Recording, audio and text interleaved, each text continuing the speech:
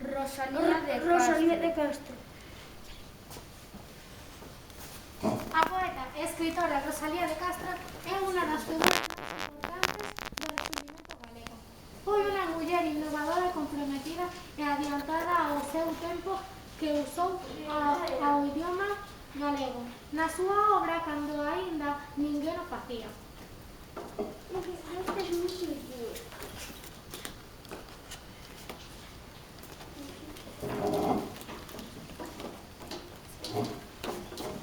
Rosalía naceu en Santiago de Compostela, pero criou unas tías que vivían pretiño na aldea de Ortoño. Ali medrou e aprendeu a falar. Como a xente de Ortoño falaba galego, Rosalía aprendeu estas linguas e as cousas bonitas que nela lle cantaban.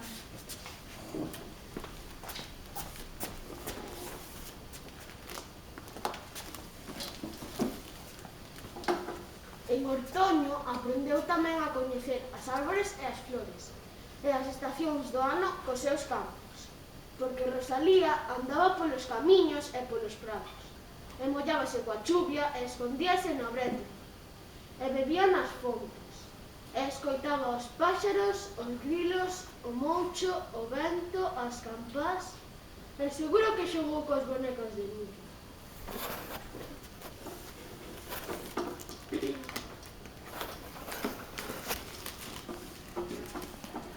Tamén viu traballar a xente, e soubo que os homens tiñan que emigrar, e que as mulleres que quedaban soas cos meniños e meniñas, pasando moitos traballos.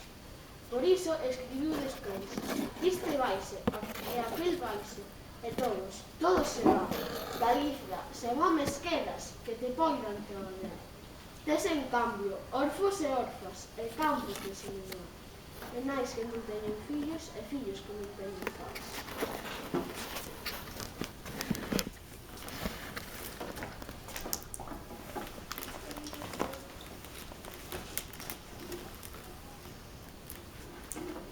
E como en Ortoño a xente tamén cantaba, Rosalía aprendeu ali moitos cantares.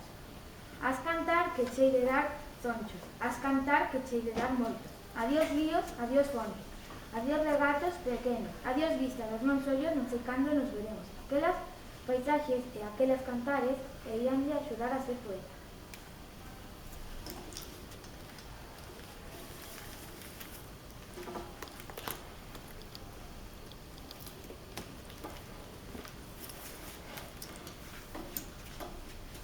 Con súa nai viviu en Padrón de Santiago de Compostela. A súa vida desde aquela foi moi diferente. Ía á escola, debuxaba, pintaba, tocaba a guitarra, a arpa, a flauta e o piano. Representaba teatro. Lía moito e escribía moi ben. Por iso, axiña soubo contar historias e facer poemas, porque Rosalía foi unha grande escritora.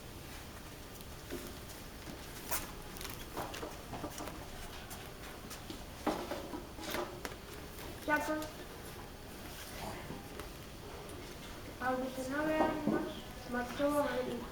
Alí coñeceu escritores importantes como Manuel Murguía, co que casou. Tiveron 7 fillos, dos que criaron 5: Alexandre, Augusto, Iván, Ovidio e Amado. Murguía animouna a escribir Cántares gallegos, un libro moi importante para a nosa lingua e a nosa literatura. Recordando a publicación deste libro, celébrase a 17 de maio o Día das Letras Gallegas.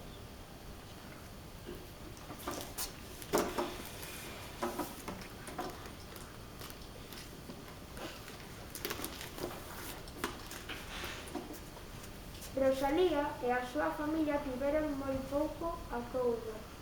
Cambiaron moito de fogar e percorreron terras moi diferentes da nosa. Ela non se facía en ningún lado como en Galicia.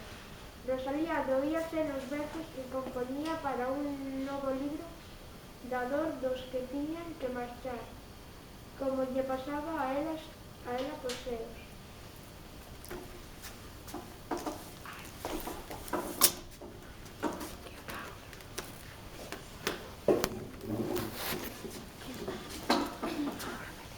E xuntando todos os poemas publicou Follas Novas.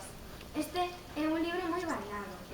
Fala das penas escondidas no seu corazón, das injustizas que se facían cos pobres, da emigración e de cousas da terra contadas con moito humor. Rosalía refírese tamén moitas veces aos nenos e as nenas. Rosalía tamén escribe outro libro de poemas en castelán, En las orillas del Sar.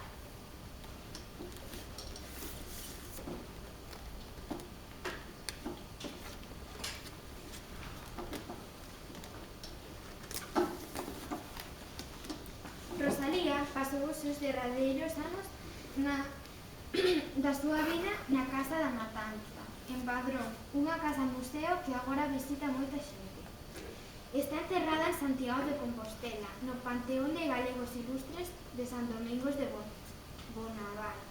Rosalía quíxolle moito a Galiza, e Galiza quérelle moito a Rosalía, pero tamén é querida e coñecida en todo o mundo.